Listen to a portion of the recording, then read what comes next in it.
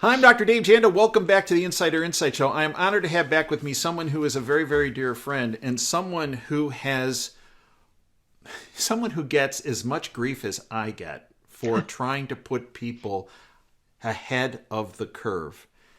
Craig Hemke. Craig has had his platform, tfmetalsreport.com.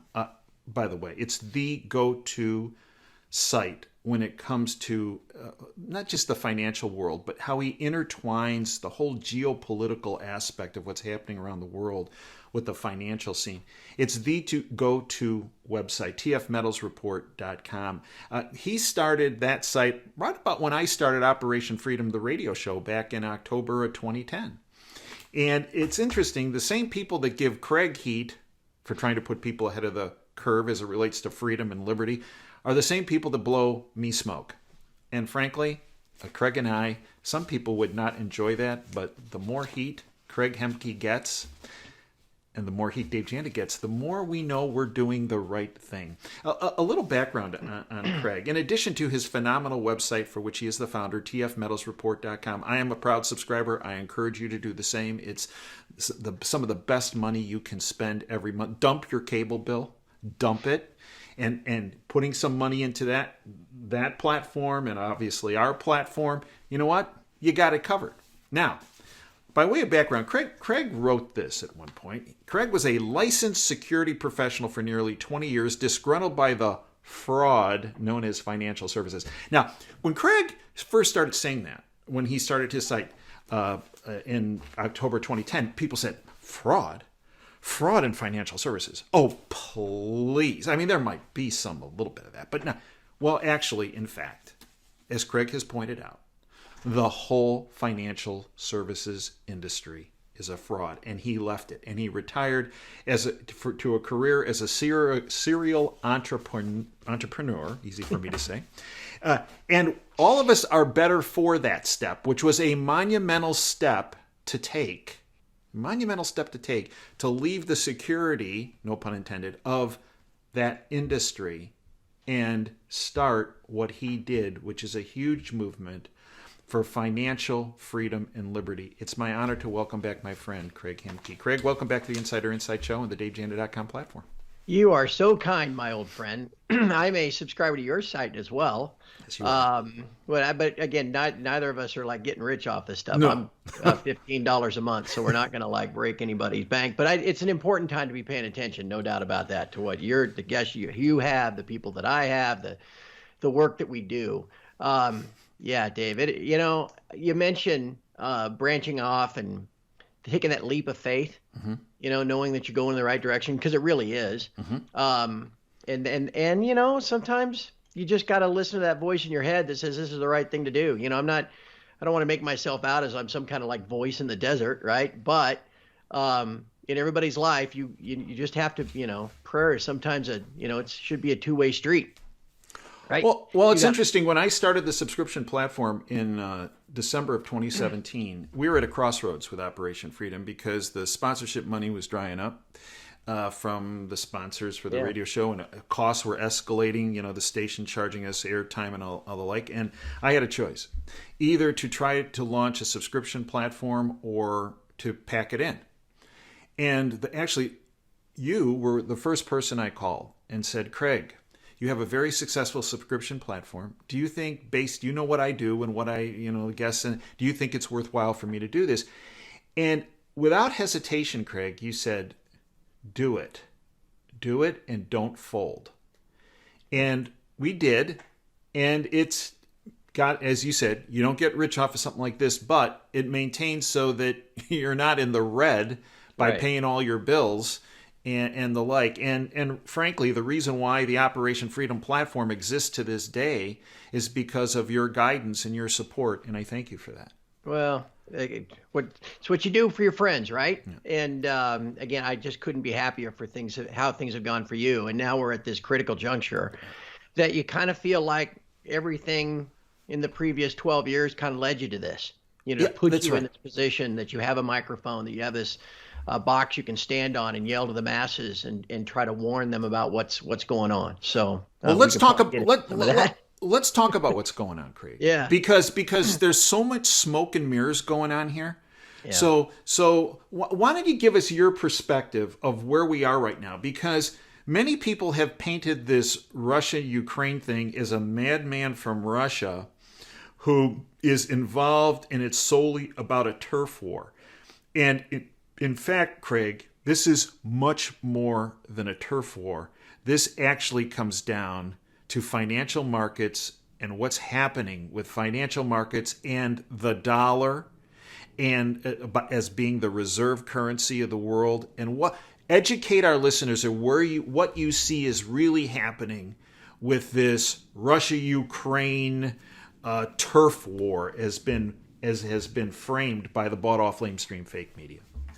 Well, and first, just to say, I don't want people to think I'm just talking out of my rear end here. I've been studying this and worrying about this for 8 years now. Mm-hmm. On my site, I always tell people, if you're going to track the precious metals, it's not just a dot on a screen or a price you see go across the bottom of your screen on CNBC every 10 minutes, okay? Mm-hmm. You got to track everything. I mean, you got to keep track of the macroeconomics, the geopolitics, interest rate, monetary policy, risk to the current monetary stat. I mean, it is an all-consuming deal if you're going to try to really get it in front of where gold and silver are headed. Mm-hmm. So in 8 years ago, when what they call the Maidan Revolution took place, there was pro-Russian is not the right term for Viktor Yanukovych. He was the prime minister. He was kind of what Russia wants today. Mm-hmm. Kind of not necessarily European, but not necessarily Russian, but a good buffer.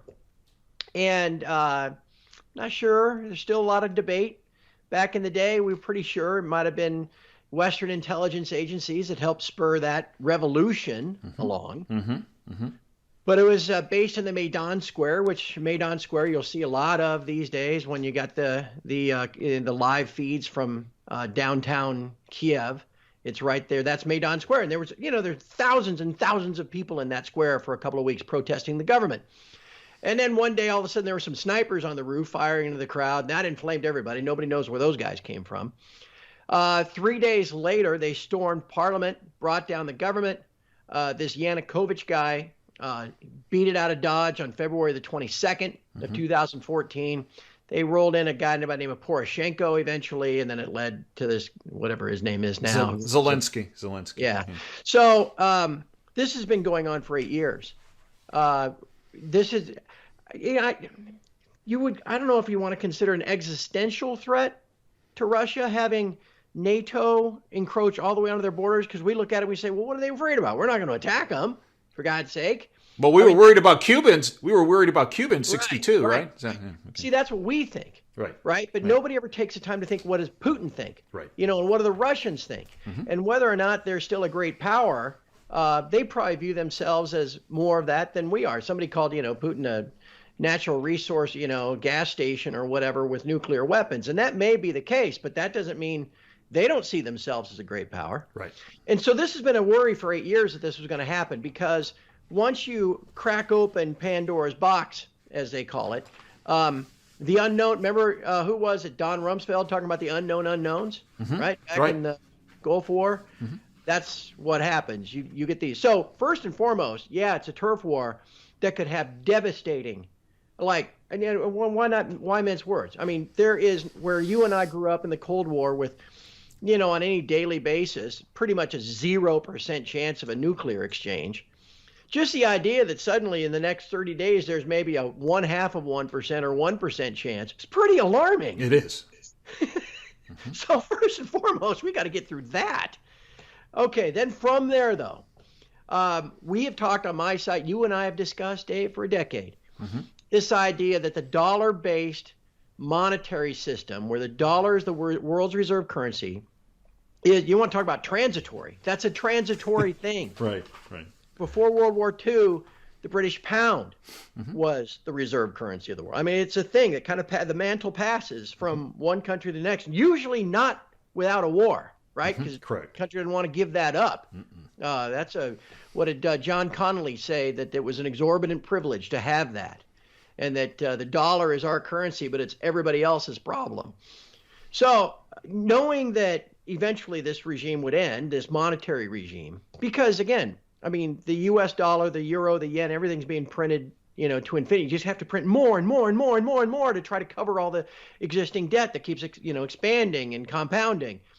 So anyway, you knew eventually that day was coming. Well, what would speed that up would be forcing some of the countries that are, in a sense, adversaries now, namely Russia and China, to pursue an alternative to the dollar.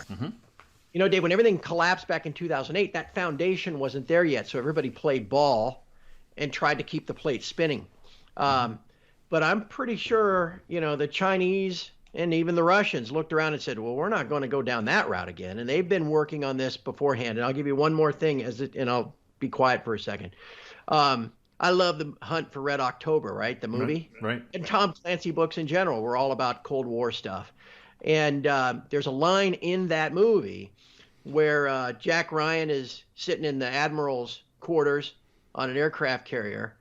And remember Fred Thompson was admiral. Remember he ran for president? Yeah, from Tennessee, senator from Tennessee. He's looking out the window, and he says, what's his plan?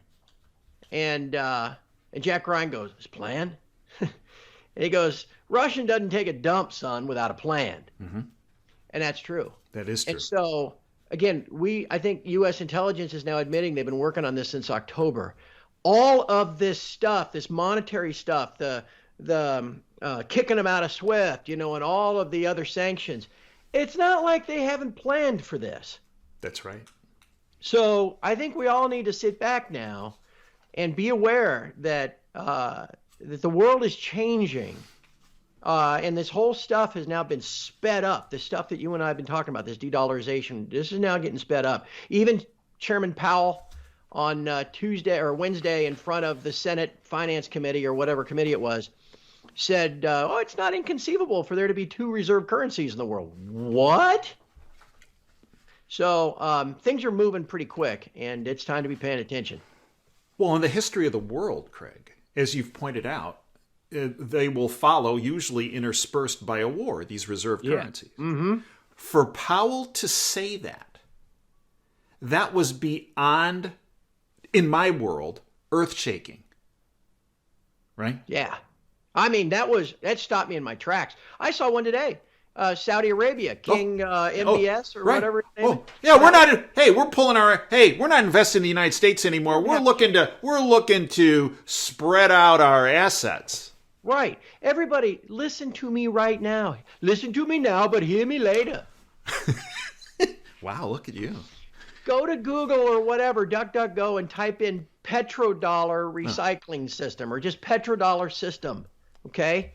That was a thing struck by Kissinger and the Sauds back in the early 70s. It said, we will protect you, which is why we looked the other way at 9/11 and stuff like that. Let them bomb the crap out of Yemen, do whatever they want to do.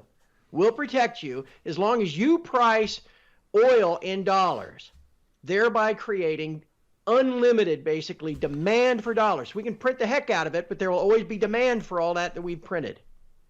I'm sorry, Dave, you look like you wanted to say something. But what I'm getting at is Saudi Arabia has played ball in that system now for 50 years. And that is going away too, it seems. And this entire issue with Russia and Ukraine is completely linked to what you just brought up with the petrodollar, right? So when people said, this is the nuclear option of cutting Russia out of the SWIFT system. And I said, well, it would have been if they did not have an alternative already set up with Russia, or between Russia and China. And right outside this window, people said, no, you're making that up. That in fact, that alternative doesn't exist. Craig? It does exist, doesn't it? Right.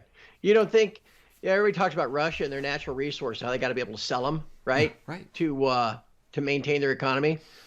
China will probably hit the bid on all that stuff, right? They'll take their 1 million barrels a day of oil or whatever, their natural gas, their palladium, their rare earths. They'll take everything. They'll take it all. Sure. Why not? And they'll pay them through the system they have already set up that's been in place on the shelf for years. Right. So then what happens? Look, I mean, and probably everybody at least understands basic economics, whether you took Econ 101 in college or whatever. Here's what this means to everybody listening to us. Think of just basic supply and demand of anything, okay? Oranges, okay? If all of a sudden there's a bumper crop of oranges, and at the same time it's found out to be orange juice is full of carcinogens or whatever, and nobody wants it anymore. You've got extreme supply, falling demand. Those curves move, if you remember that stuff from college, and you reset, you find equilibrium at a much lower price. Okay? If you get falling supply, like, say, used cars, with increasing demand, like we have at present, you get a higher price. Okay, that's how it works. So these systems have set up, whether it's the petrodollar or the SWIFT system or the dollar's reserve currency, they're set up to maintain extreme demand for the U.S. dollar. So we can print and print and print. 3 trillion new last year. But yet they don't all just slosh around here in the U.S. driving hyperinflation. They're all out in the world, and then everybody has to buy our treasuries because they want to park them someplace because there's no alternative. So where this is ultimately headed is competition for the dollar, meaning that while there's increasing supply of dollars, the demand for dollars is dropping. And just like that example I gave you of oranges, the value, the price falls. And as the value of the dollar accelerates down, the inflation and hyperinflation just gets worse. And this punishment of Russia kicking them out of this SWIFT system, this payment communication system that supposedly is going to destroy Russia, can have an enormous, which I don't buy, is because of the alternative situation they have, as we've discussed, is going to have a huge boomerang effect, Craig. Because just look at Canada. When Trudeau and his little wench Freeland decided to freeze accounts in the 5 banking conglomerates in Canada, Joe Canada and Jane Canada that weren't part of the trucker conference said, wait a minute, if you're going to do it to these people for dancing in the streets and having bouncy castles because you don't like what they're saying, you might do that to me because you don't like someone. I'm pulling my money out of the bank. Caused a bank run.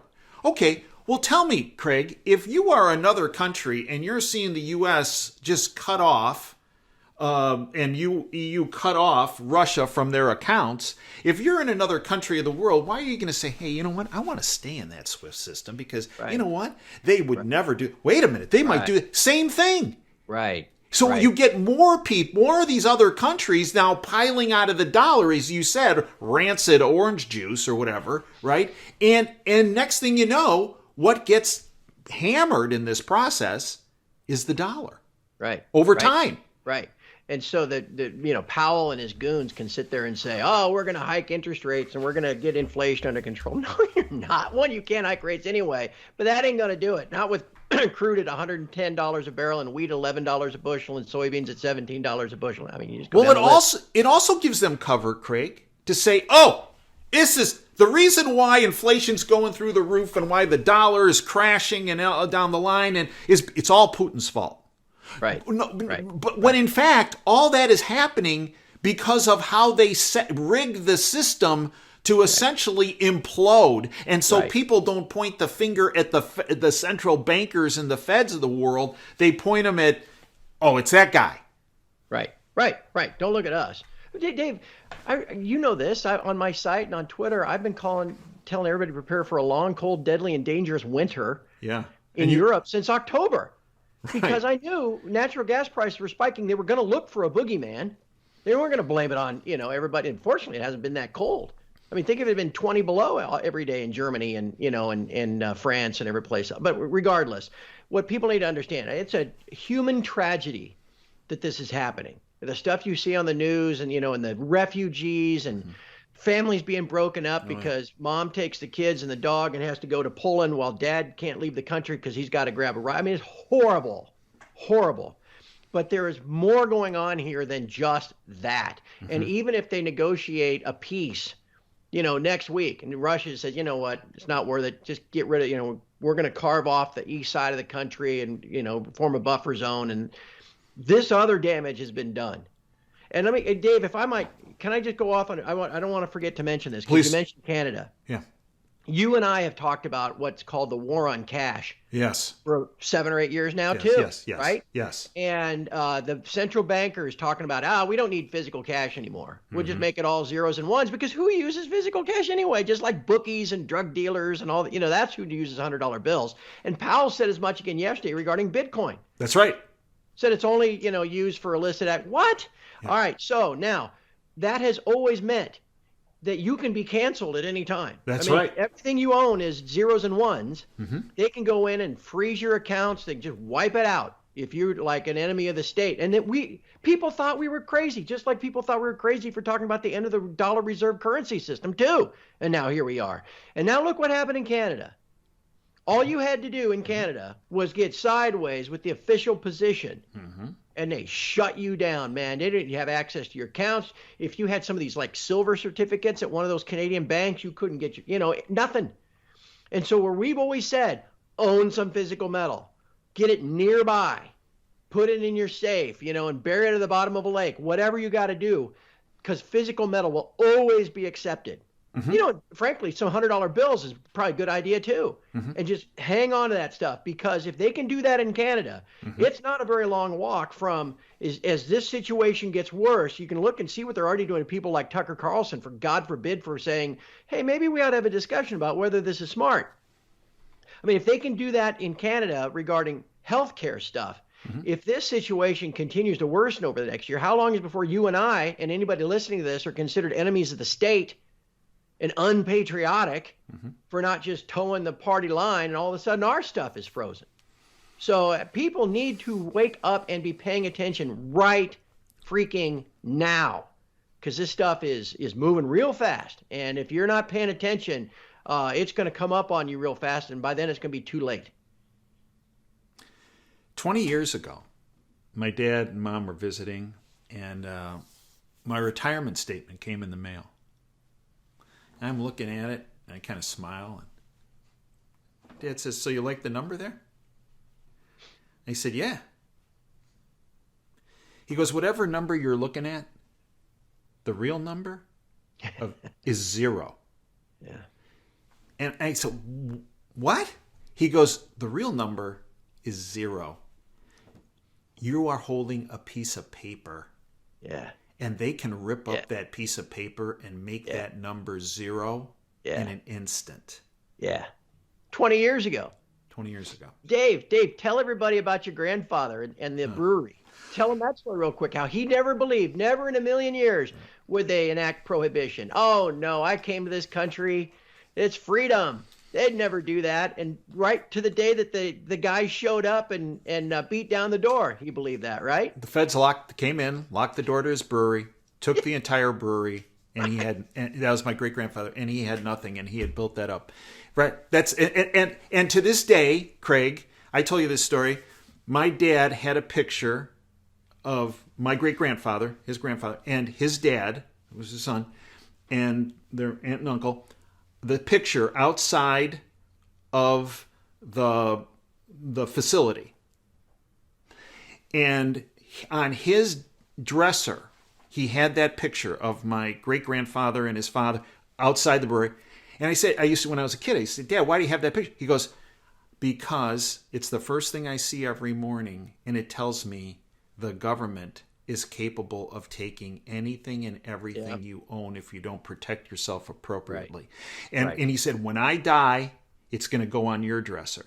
And that's exactly where it is and has been. And it's the first thing I see every morning. Yep.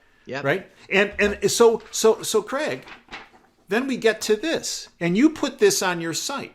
2 o'clock in the morning, for some reason, I think you were awake or something the other night. And it was Russian finance ministry sees gold as an alternative to the U.S. dollar. That hit about 2 a.m., right? Yep. Craig, right? That just between that statement and within 12 hours of that statement being made, Powell goes in front of Congress and says, oh, there can be more than one reserve currency. Yeah. Craig, that's not coincidence. No. Again, like we said, it's not like Putin just woke up one morning and said, hey, why don't we roll some tanks in there? So play this out over the next couple months. Well, again, I've said this now a couple times. This is the time to be paying attention. Yeah, because things are going to move really quick. It's like watching silver. Mm-hmm. Silver goes sideways for 8 years and then almost doubles in 3 weeks. Right. Okay.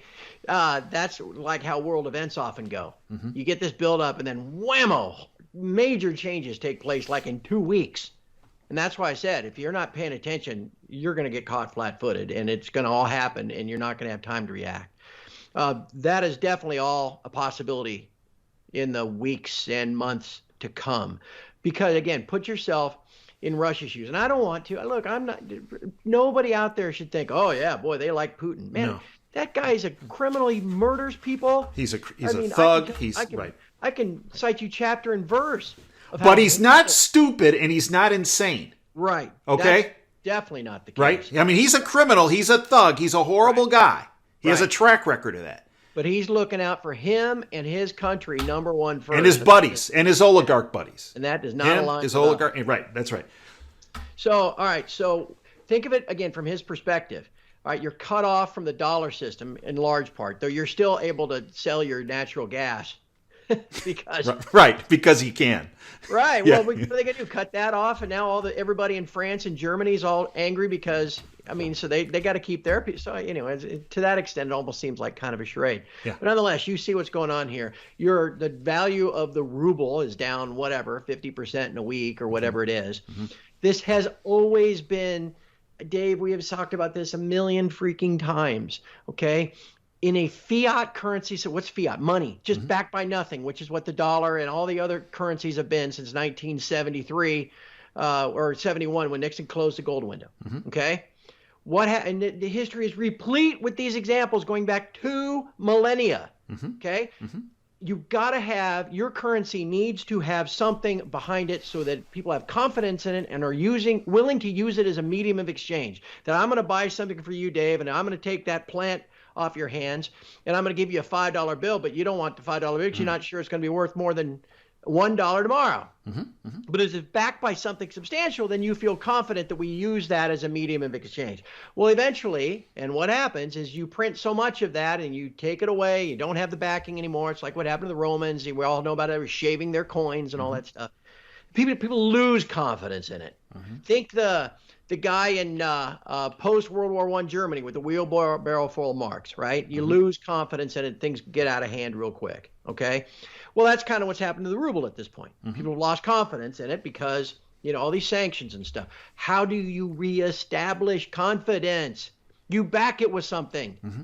You give people a reason to want to hold it. Oh, wait a second. X number of rubles means I can have an ounce of gold. And how many ounces of gold does Russia have? Well, we know they've at least got like 1,100 tons, but they're the number, 3 supplier of gold or something in the world, right? God knows how much other gold they've got. Mm-hmm. And that, as part of that announcement yesterday, they're encouraging their citizens to buy it now too. They removed the value-added tax that had previously been in place, that to buy it, you had to pay a 20% tax, but to sell it, you don't get the 20% back. Like when you used to have to pay 5 cents for a milk bottle. Right. Okay. So anyway, they're clearly moving in that direction. And when they do, say, we don't want dollars for our natural gas. You're going to let us keep selling natural gas because you got to have it. But we don't want dollars or euros anymore. You're going to give us gold. Mm-hmm. Well, then all of a sudden that kind of reequates. Well, wait a second. Then gold is worth how many barrels of oil? And all of a sudden gold starts getting repriced multiples higher. The system is based, it's a Ponzi scheme the way it's priced. That whole system might collapse. And anybody sitting here listening to us right now that just said, maybe I should own some gold, I've always thought about it, you may never get a chance. Right. If you don't make some preparations like soon. Convert some of your dollars into gold as preparation for all this. I mean, again, it's a system that was invariably headed this direction, because everybody's going to eventually losing faith in all these fiat currency. What has happened is somebody just reached down like on Wheel of Fortune and just gave that wheel a really hard spin and started, moving things a lot faster. And that's where we are. So we'll end our conversation on this, Craig. Someone asked me the other day, how does this whole situation end? Tell me if I'm off on this. I said, this ends when Putin and Xi come out with a communique saying we're implementing our SWIFT alternative system for payments, and anyone who wants to join that, welcome. Yeah. Number 2, we're backing the ruble and yuan with precious metals, gold and silver. See you later. Yeah.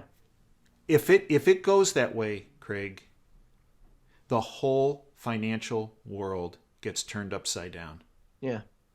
Am Yeah. I off on that? No, no. Again, think of that basically makes a massive devaluation of the EU and the dollar, their currencies, and the dollar and the Canadian dollar and the Australian dollar and everybody else in the current bloc, first world, if you want. Remember, it was the first world, and the Russia and the Eastern Bloc was the second world, and then everybody developing was third world. Think of this then as a first world problem.